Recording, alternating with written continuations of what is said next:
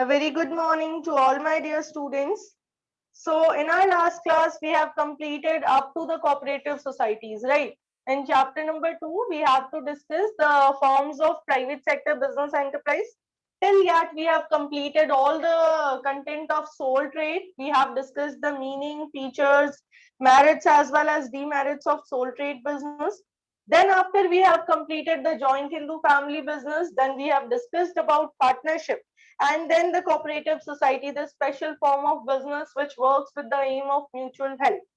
Now, from the morning to evening, you are using various products of different companies, right? You are using the paste of Colgate company, you are using the milk of Amul company and various products of different companies.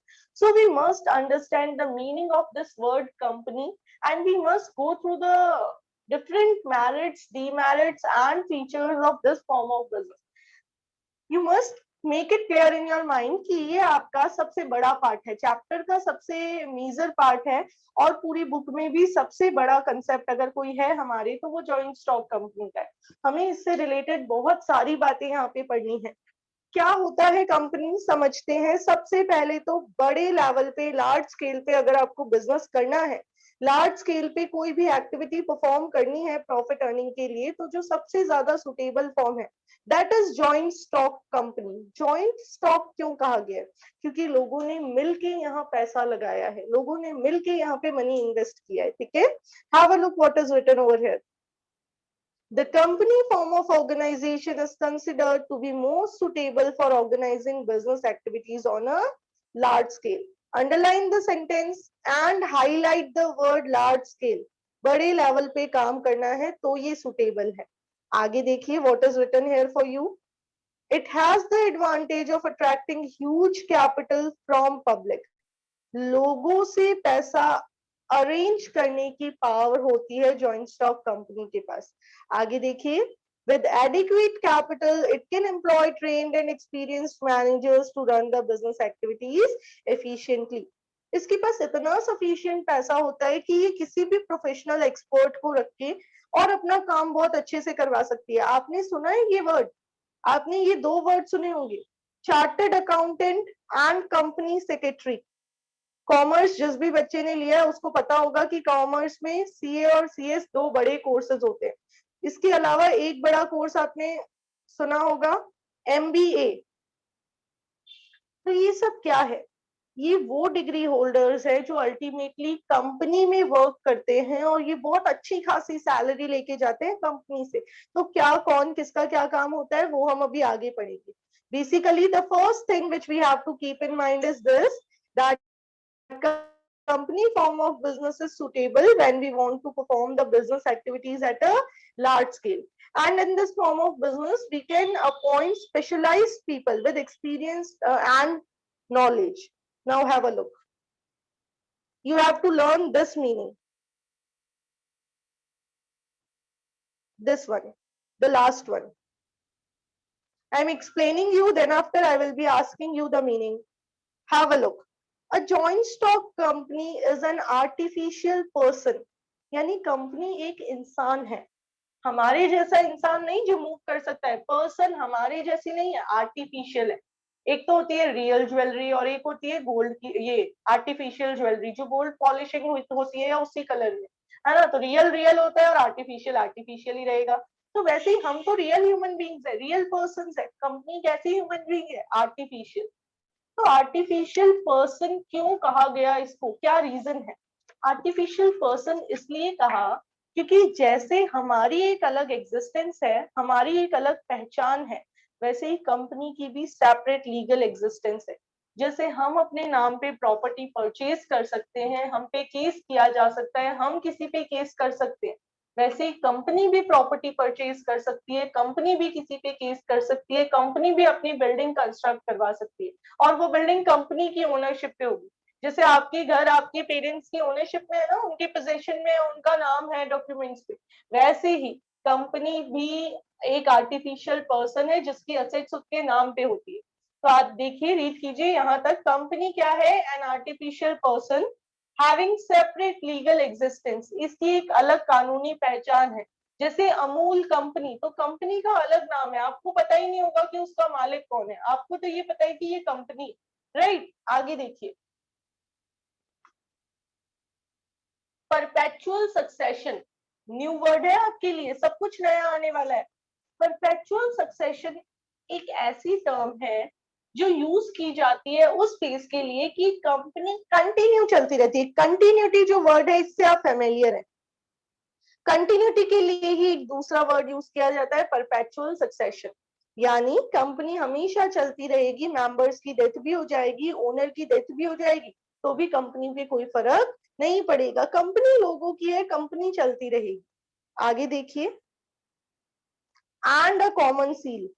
अब हम person है, तो हमें कोई भी property purchase करनी है तो हमें अपना साइन करना पड़ेगा, ठीक है। हमारे नाम पे जो भी काम हो रहा है उसके लिए हमें सिग्नेचर करना पड़ता है। अब कंपनी हमारे जैसी पर्सन तो है नहीं, तो वो खुद वैसे तो सिग्नेचर कर नहीं सकती, तो कंपनी के साइन की जगह क्या लगता है, उसका स्टैंप लगता है, उसकी सील लगती है, तो वो जो स्टैंप होता है उसको कॉमन सील कहते हैं।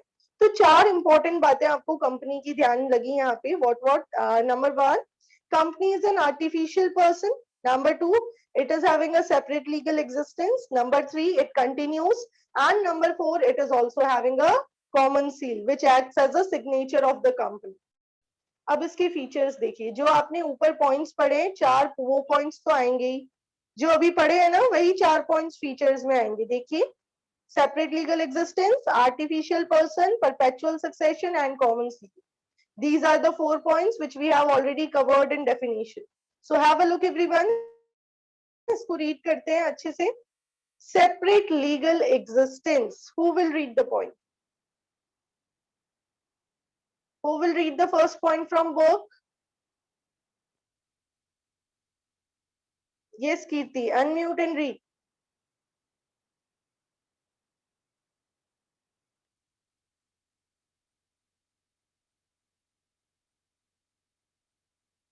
कीर्ति बेटा, unmute and read. Okay, there is some audio problem, I guess. Let me read the point for you. आप लोग रीड नहीं करेंगे तो फिर मुझे रीडिंग करनी पड़ेगी।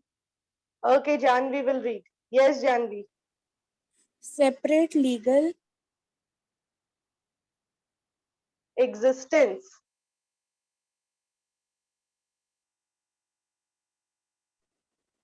separate legal existence. A company has a separate legal entity. A company can carry on business in its own name. It can buy and sell assets in its own name.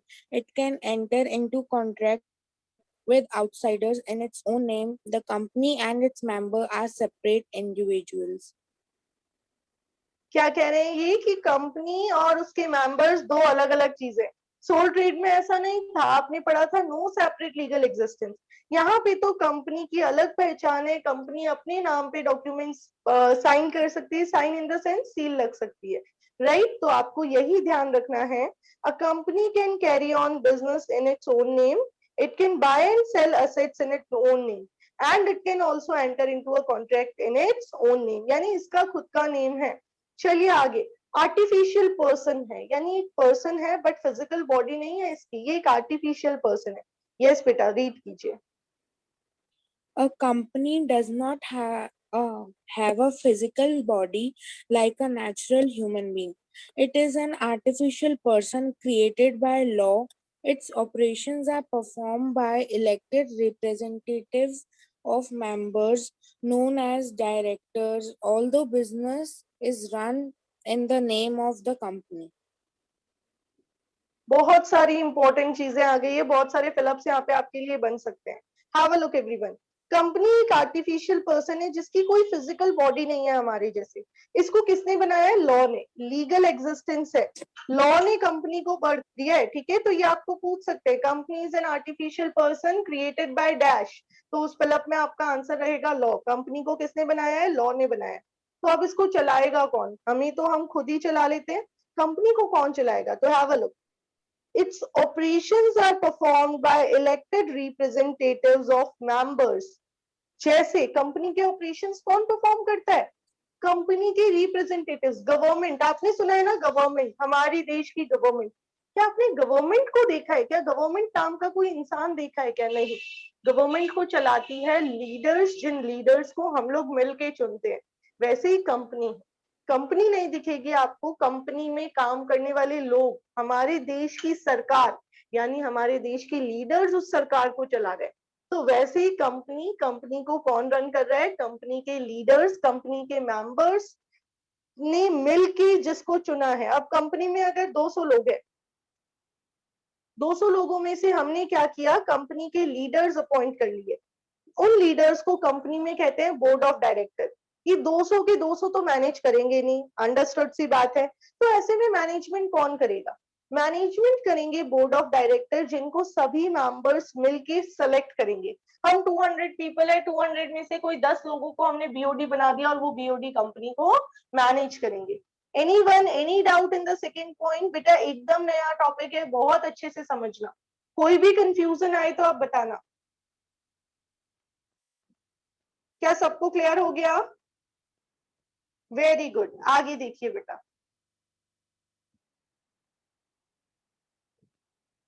Third point,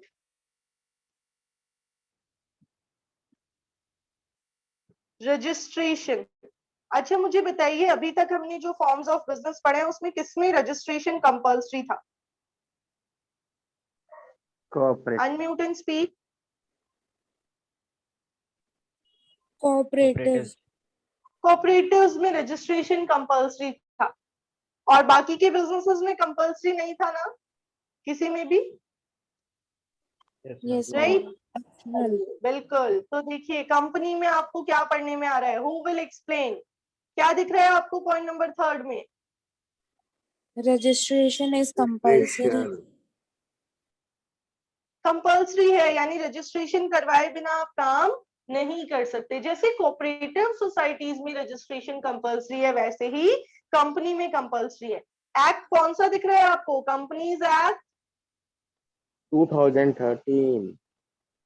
2013। जिसके पास पुरानी book है, यहाँ पे 1956 लिखा हुआ हो सकता है, 1956। ये पुराना एक्ट था, अमेंडमेंट हो गया और एक्ट बन गया 2013। पार्टनरशिप का एक्ट कौन सा था? Who will tell me? Indian partnership act year कौन सा था? 1956। 1956 तो कोऑपरेटिव सोसाइटी का था। 1932। Yes, very good, 1932 Indian partnership act, 1932 cooperative societies का एक्ट और हिंदू सक्सेशन एक्ट, ये हमने पढ़ा। कंपनी पे रजिस्ट्रेशन कंपल्सरी है, और रजिस्ट्रेशन के लिए कौन से एक्ट में आपको रजिस्टर करवाना पड़ेगा? Companies act 2013। चलिए फोर्थ पॉइंट ब्रैकेट में लिख लीजिएगा, कंटिन्यूटी। परपेचुअल सक्सेशन का मतलब है कंटिन्यूअस एग्जिस्टेंस, कंपनी चलती रहेगी, मेंबर्स से कोई फर्क नहीं पड़ेगा, मेंबर अगर मर भी जाते हैं तो भी कंपनी चलती रहेगी। कंपनी को लॉ ने क्रिएट किया है, और लॉ जब तक चाहेगा तब तक कंपनी चलेगी, केवल लॉ ही उस कंपनी को बंद कर सकता है। अब ये क्या कह रहे हैं? The death, insolvency or incapacity of any member does not affect the existence of company. Ambani इसका हेड जिसने कंपनी शुरू की थी, अगर उनको कुछ हो भी जाता है, अगर वो इनकेपेबल हो जाते हैं, अगर वो बिजनेस कंटिन्यू नहीं कर सकते, तो उनकी कंपनी बंद नहीं हो जाएगी, कंपनी तो कंटिन्यू चलती रहेगी, कंपनी को फर्दर मैनेज करने वाले लोग रहेंगे। ठीक है, अभी आपके माइंड में बहुत सारे क्वेश्चंस आ रहे होंगे, ओनर कौन होगा, कैसे क्या होगा, वो सारी चीजें हम रुक के समझेंगे। अब देखिए क्या लिखा हुआ है, ये सेंटेंस आपको अंडरलाइन करना है। अगर आपको ये सेंटेंस दे दे, क्या लिखा हुआ है, एक जना रीड कीजिए जल्दी से अनम्यूट करके। Members may come and members may go, but the company goes on forever. Members आ भी सकते हैं और कंपनी को छोड़ के जा भी सकते हैं, बट कंपनी हमेशा चलती रहेगी। ये सेंटेंस देके आपको पूछ सकते हैं, this one is related with which feature of joint stock company? आपको याद रखना है परपेचुअल सक्सेशन। और मेरी बात बहुत ध्यान से सुनना, ये जो जॉइंट स्टॉक कंपनी हम पढ़ रहे हैं, 12th की अकाउंटेंसी के प्रैक्टिकल पोर्शन में आपको कंपनी के अकाउंट्स बनाने पड़ेंगे, वहां पे ये सारी थ्योरी आपके वापस आएगी। आप कॉमर्स में ग्रेजुएशन करते हैं तो ग्रेजुएशन में ये कंपनी का पूरा टॉपिक वापस आएगा। आप सीए करते हैं तो कंपनी को पढ़ना पड़ेगा, आप सीएस करते हैं तो कंपनी को पढ़ना पड़ेगा, आप लॉ करते हैं तो, यानी कॉमर्स में आप आगे जो भी पढ़ाई कर लें आपको जॉइंट स्टॉक कंपनी तो पढ़ना ही पड़ेगा। तो यहीं से 11th से अपनी बेस क्लियर करके रखना, क्योंकि ये टर्म्स बाद में समझाई नहीं जाएगी। परपेचुअल सक्सेशन का हायर स्टडीज में क्वेश्चन आएगा तो आपको बताया नहीं जाएगा क्या होता है, आपको क्लास 11th से ही समझ के रखना है, ठीक है। चलिए, तो आई होप सबको समझ में आया होगा। कंपनी की लाइफ केवल लीगल प्रोसीजर से ही बंद होगी, उस प्रोसीजर को कहते हैं प्रोसीजर ऑफ वाइंडिंग अप। जब कंपनी को बंद करते हैं तो उस प्रोसेस को क्या कहते हैं, वाइंडिंग अप। आप अकाउंट्स में पढ़ोगे कैसे कंपनी वाइंड अप होती है। चलिए आगे, कॉमन सील। कॉमन सील क्या है, सिग्नेचर है, आपको पॉइंट खुद ही समझ में आ जाएगा। चलिए जानवी आप रीड कीजिए, बाकी बच्चे इसको समझने की कोशिश कीजिए। Common seal. Being an artificial person, the company cannot sign. Therefore, there is need of a common seal with its name engraved on it. The activities of the company are carried through a group of people. Anyone acting on behalf of the company can use the common seal in place of signature of the company to bind the company. Any document which does not bear the common seal of the company is not binding on the company. Okay, can anyone give it a try? Can you explain the point? थोड़ा सा part कुछ भी आपको समझ में आया हो तो yes Pankaj, very good, give it a try, very good बेटा। As company is an artificial person, so it can't sign. Therefore, a group of people has made a common seal so that any document or an encryption document which they have to sign in behalf of company, they can use that common seal. Yes, very good. As company is an artificial person, it can't sign, and any document is invalid if it is not having signature, right? So, as a part of signature of company, the common seal is prepared with the name engraved on it. यानी उस seal पे company का नाम खुदा हुआ होता है, और company के name से what the people will be doing, they will be just putting on the seal of company on the document which they want to make on the name of company, or on which they want the company to make a sign. So at the place of signature, they will be just putting on the common seal. Only those people can use the seal who are the directors of company, or who are having, for example, the chairmen of company, the presidents and vice presidents of the company. Okay, they are allowed to use the seal of company. चलिए, कोई भी document ऐसा है जिसपे seal नहीं है, उसको company वो कंपनी को बाइंड नहीं कर सकता, यानी उसका कंपनी पे कोई लीगल रोल नहीं होगा। So we have discussed 5 points till yet. ये सबसे ज्यादा इंपॉर्टेंट है, ट्रांसफरेबिलिटी ऑफ शेयर्स। अभी तक हमने इसको नहीं समझा है। कंपनी कैसा बिजनेस है, ध्यान से सुनिए। आप सबने शेयर मार्केट सुना होगा, राइट? आप सबने सुना होगा शेयर मार्केट होता है, आपने सुना होगा कि शेयर मार्केट कभी हाई चला गया, कभी लो चला गया। अब ये क्या है, कंपनी का बिजनेस क्या है? देखिए, मेरे माइंड में आइडिया आया कि मुझे बहुत बड़े लेवल पे बिजनेस करना है। अब बड़े लेवल पे बिजनेस करना है, I can't arrange total capital, मुझे लगता है मेरे पास इतना सफिशिएंट पैसा नहीं है कि मैं ये बिजनेस कर सकूं। What I can do, I can share my idea with general public. मैंने आप सभी के साथ मेरा आइडिया शेयर कर लिया, और उसके बाद में मैंने आपको कहा कि if you are interested in my idea, you can invest in the business, I will be giving you the return। आप मेरे बिजनेस में पैसा लगा दीजिए, आप इस आइडिया को एग्जीक्यूट करने के लिए मुझे थोड़ा थोड़ा पैसा दे दीजिए, और जब आपको लगेगा कि आपको ये पैसा नहीं रखना, आपको अपना पैसा वापस चाहिए, आप उस शेयर को वापस सेल आउट कर सकते हो। पैसा कैसे लगाओगे? कंपनी के शेयर्स परचेज करके। कंपनी ने शेयर्स इशू कर दिए, सपोज मुझे 1000 रुपीज चाहिए, बिल्कुल मुझे 1000 रुपीज चाहिए, तो मैंने इसको डिवाइड कर दिया है 100 से। मैंने कहा कि मैं 100 रुपीज एक एक इंडिविजुअल से लूंगी, या 100 रुपीज का मुझे पर शेयर रखना है। 100 रुपीज का पर शेयर, तो टोटल 10 ही शेयर्स हुए, यानी मुझे 10 शेयर मैंने मार्केट में इशू कर दिए। इतनी छोटी अमाउंट इशू नहीं होती, मैं आपको एग्जांपल के लिए रख रही हूँ। सपोज मैंने कहा मैंने इस 1000 रुपीज को 10 पार्ट्स में डिवाइड कर दिया, 100 के 10 पार्ट्स। अब आप में से आप लोग मेरी कंपनी में जो इंटरेस्टेड हो वो 100 रुपीज मुझे दे दो, बदले में मैं आपको शेयर सर्टिफिकेट दे दूं, एक शेयर सर्टिफिकेट। आपका पैसा मेरे पास सेव है, और आपके पास एक शेयर सर्टिफिकेट है जो सॉफ्ट कॉपी में डीमेट अकाउंट में भी होता है, वो सब हम आगे पढ़ेंगे। अब what you are suppose to do, आपको वो होल्ड करके रखना है। मैं आपका पैसा यूटिलाइज करूंगी और जैसे ही प्रॉफिट होगा आपको रिटर्न दे दूंगी। आपको आपकी 100 रुपीज पे दिया जाएगा रिटर्न देकर। क्या कह रहे हो बेटा? सेल कर देंगे बात। Yes, this return will be treated as dividend. इस रिटर्न को हम क्या कहेंगे? डिविडेंड कहेंगे। तो यहाँ ये सारी बातें तो हम डिटेल में थोड़ा सा रुक के शेयर करेंगे। एक इंपॉर्टेंट बात ये है कि अगर आपने कंपनी में 100 रुपीज लगा दिए, अगर आपने कंपनी का शेयर खरीद लिया और अभी आपको पैसा वापस चाहिए, तो आप अपना शेयर किसी को भी ट्रांसफर कर सकते हो। आप अपने शेयर को, जैसे सपोज हम बात करते हैं, हिमांशु मोदी ने मेरे कंपनी में 100 रुपीज लगा दिए। अब हिमांशु को लगता है उसको उसके 100 रुपीज वापस चाहिए, तो वो अपना जो शेयर है वो लक्ष्य को भी दे सकता है, मिहिर को भी दे सकता है, प्रवीण को भी दे सकता है। जो भी परचेज करना चाहता है वो उसको अपना शेयर सेल आउट कर सकता है। यानी कि शेयर कैसा है? ट्रांसफरेबल है। शेयर क्या होता है इसको बहुत अच्छे से, बहुत डिटेल में भी हम पढ़ेंगे। आपकी 11th की 12th की बिजनेस और अकाउंट्स दोनों में शेयर का कंसेप्ट बहुत अच्छे से आएगा, तो हमें अच्छे से इसको डिटेल में समझना है। ठीक है, अभी देखिए आगे, इसको रीड करते हैं। The capital of company is divided into share. यानी मैंने जो 1000 रुपीज मुझे चाहिए थे उसको मैंने किस में डिवाइड कर दिया होगा? छोटे छोटे शेयर्स में डिवाइड कर दिया होगा। The shares of company are freely transferable by its members. जिनके पास शेयर्स है वो कभी भी अपने शेयर्स को किसी और के नाम पे ट्रांसफर कर सकते हैं। फिर देखिए क्या लिखा हुआ है। A shareholder is free to withdraw his membership from company by selling his share. मैंने कंपनी में पैसा लगा तो दिया, बट अब मुझे मजा नहीं आ रहा, मुझे लग रहा है ये कंपनी तो अच्छी नहीं है, तो मैं कभी भी अपने शेयर्स मार्केट में रीसेल करके अपना पैसा विड्रॉ कर सकती हूँ। आगे देखिए, the shares of private limited companies can not be easily transferred.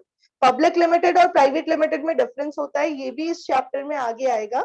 Private limited के उतनी इजीली ट्रांसफर नहीं किए जा सकते। Yes Pankaj, you can unmute and speak.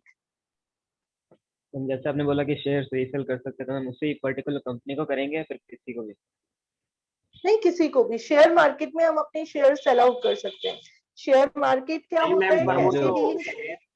Share तो कंपनी के वेट पास वेट ही जाएंगे ना, कोई पर्सनल इंडिविजुअल पर्सन के पास थोड़ी जाएंगे। नहीं बेटा, कंपनी के पास नहीं जाएंगे, पर्सन के पास जाएंगे। बहुत लंबा प्रोसेस होता है, अलग अलग, आपको अच्छे से डिटेल में एक्सप्लेन करेंगे। क्लास 12th में आपका पूरा चैप्टर आएगा कैसे मार्केट में डीलिंग होती है।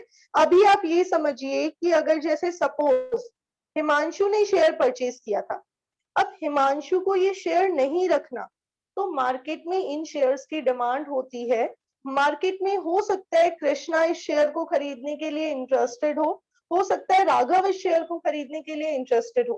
तो हिमांशु क्या करेगा? अपने ब्रोकर से बात करेगा। ब्रोकर मार्केट में जिसको भी इस शेयर की डिमांड होगी उसको ये शेयर सेल आउट कर देगा। Is it okay? बहुत लंबा प्रोसेस है, अच्छे से मैम आप उससे समझेंगे प्रॉफिट और लॉस प्रैक्टिकल दोनों हो वाले सकते में। हैं? बिल्कुल हो सकता है मेरा 100 रुपीज का जो शेयर है उसकी मार्केट प्राइस अभी 90 रुपीज चल रही हो, तो मुझे 90 में सेल आउट करना पड़ सकता है अगर मुझे पैसे की इमीडिएट जरूरत है। और तो हो सकता मार्केट है वो रेट 100 वाला चल रहा हो। हाँ, मार्केट, ये तो फेस वैल्यू है, जितने में आपने कंपनी ने इशू किया वो फेस वैल्यू है। मार्केट प्राइस इसकी फेस वैल्यू से ज्यादा भी हो सकती है और कम भी हो सकती है।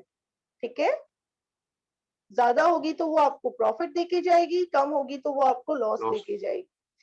ये सब आप अकाउंट्स में प्रैक्टिकली पढ़ोगे। आप पढ़ोगे प्रैक्टिकल पोर्शन में 12th क्लास में कि कैसे कंपनी शेयर्स इशू करती है। आप जितेश सर से पूछना कि सर 12th अकाउंट्स में शेयर से रिलेटेड कुछ आएगा, तो सर आपको बताएंगे कितना कुछ आएगा।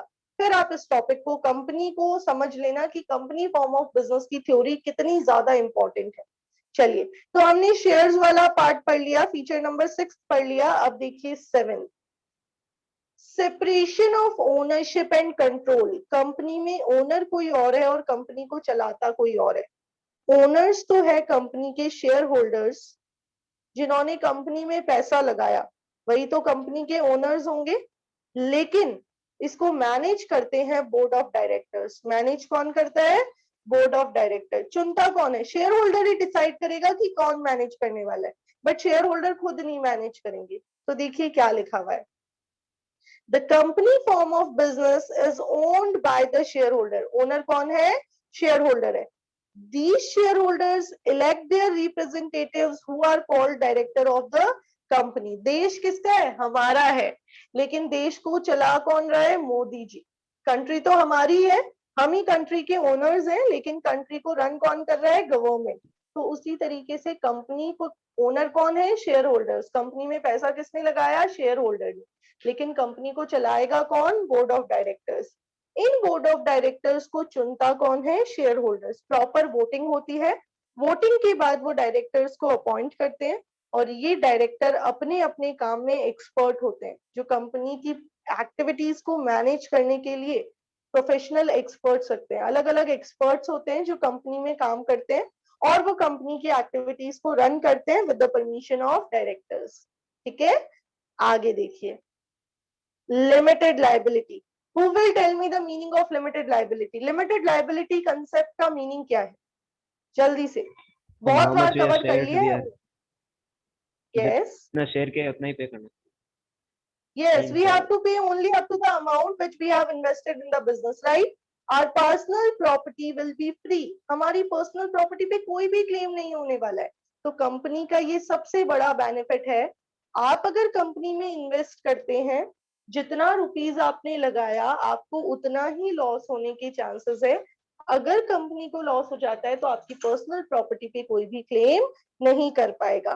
तो देखिए क्या कह रहे हैं. The liability of members of company is limited to the extent of their share capital contribution in the company. जितना पैसा आपने शेयर कैपिटल के फॉर्म में लगाया आपकी लाइबिलिटी उतनी ही है. Suppose a person has purchased 1000 shares of rupees 10. मैंने 1000 शेयर्स परचेज किए किसी कंपनी के, एक शेयर 10 रुपए का है. तो कंपनी के लॉस पे मेरा कितना पैसा जाएगा? ओनली 10,000. मेरी पर्सनल प्रॉपर्टी पे क्लेम करने का राइट किसी के पास भी नहीं रहेगा. Is it okay to everyone? चलिए, ये 8 फीचर्स हमने कंप्लीट किए हैं. जल्दी से लर्न करते हैं.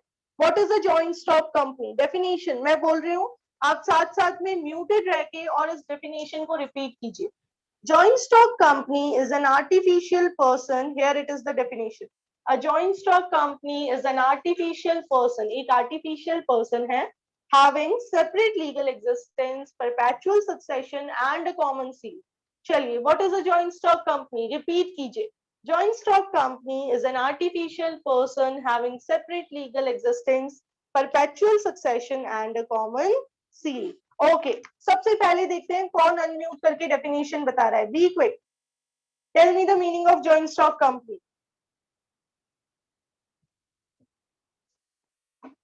Yes, who will tell it? A joint stock company meant as an association of many persons who contribute money or money worth. Okay, this is the different definition. Yes, Yugansh, but it was correct. Yes, Yugansh, you can unmute and speak. Mama, joint stock company is an artificial persons having separate legal existence and common seal perpetual.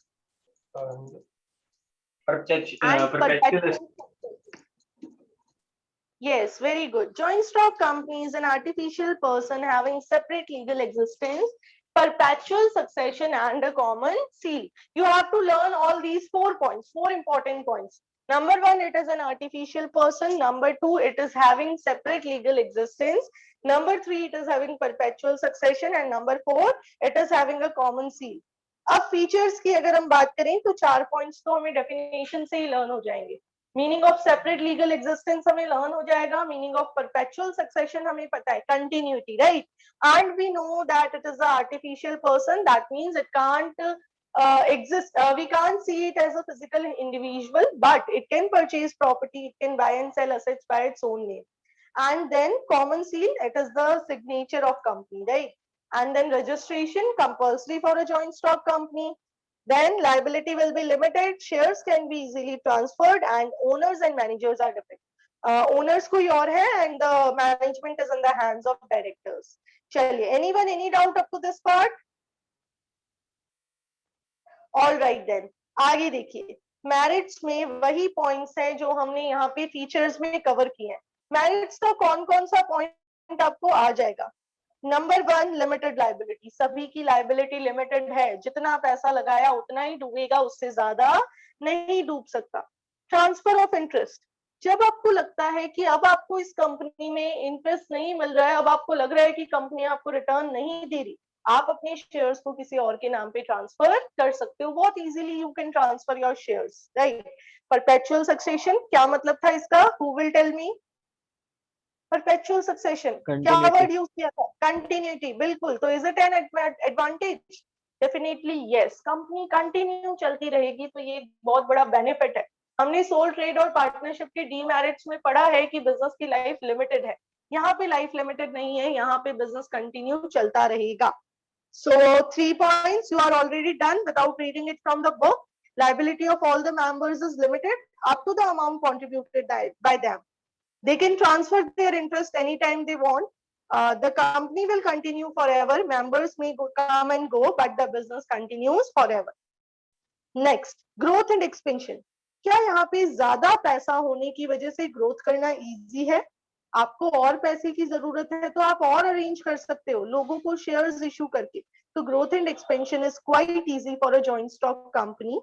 ठीक है, profit भी ज्यादा है, ज्यादा scope है growth के। उसके बाद देखिए एफिशिएंट मैनेजमेंट। चलिए कौन बता रहा है मैनेजमेंट क्यों एफिशिएंट होता है? पता चलेगा आप क्लास में कितने एक्टिव है। अभी पीछे हमने एक लाइन डिस्कस की थी इससे related. Be quick, anyone? No one. ज्यादा मेंबर्स होंगे इस वजह से काम वर्क एफिशिएंट होगा। थोड़ा सा डिफरेंट है। Anyone give it a try? ज्यादा पैसा है इनके पास, मोर फाइनेंशियल रिसोर्सेज, जिससे ये एक्सपर्ट लोगों को अपॉइंट कर सकते हैं, ये उनको हाई सैलरी दे सकते हैं। कहाँ पढ़ा था हमने? यहाँ पे स्टार्टिंग वाली लाइन में देखिए क्या लिखा हुआ है। With adequate capital, it can employ trained and experienced managers who can run the business efficiently. जब आप trained लोगों को अपॉइंट करोगे तो आपका बिजनेस बहुत अच्छे से मैनेज हो पाएगा, राइट? आगे देखिए, लार्जर अमाउंट ऑफ कैपिटल, पैसे की कभी शॉर्टेज नहीं पड़ेगी आपको। जब भी रिक्वायरमेंट है, अगर आप अच्छे से बिजनेस कर रहे हैं, आप लोगों को अपने शेयर्स इशू कर सकते हैं और लोग बहुत इजीली आपकी कंपनी में इन्वेस्ट करेंगे। अगर आप एक प्रॉफिट मेकिंग कंपनी है तो रिलायंस को जब भी पैसे की जरूरत होती है वो शेयर्स इशू करते हैं ना, तो लोग बहुत ज्यादा शेयर्स खरीदने के लिए रेडी होते हैं। ऐसा भी होता है काफी बार कि आप शेयर परचेज करना चाहें और आपको शेयर मिले ही ना, यानी आप कंपनी को पैसा देना चाहते हैं पर कंपनी कह रही है अब और नहीं चाहिए, हमारे पास जितना पैसा चाहिए था उतना आ गया। तो यानी बहुत बड़ी अमाउंट आप यहाँ पे अरेंज कर सकते हो, कोई कैपिटल शॉर्टेज आपको फेस आउट नहीं करनी पड़ेगी। Now your task is to read these merits from book. हम अभी रीडिंग नहीं कर पाए हैं, हमारी क्लास का टाइम एंड हो गया है। तो you are suppose to read and learn these 6 points and make sure you have to learn and read the part. आप आज ही अगर जॉइंट स्टॉक कंपनी का मीनिंग, जॉइंट स्टॉक कंपनी के फीचर्स और इसके मेरिट्स को प्रिपेयर कर लेंगे तो आपको आगे दिक्कत नहीं आएगी। ठीक है, किसी को कोई प्रॉब्लम हो तो आप मुझसे शेयर कर सकते हैं। ये पार्ट 2 में अभी आपके ग्रुप में फॉरवर्ड कर दूंगी। Okay everyone, have a nice day, enjoy yourself.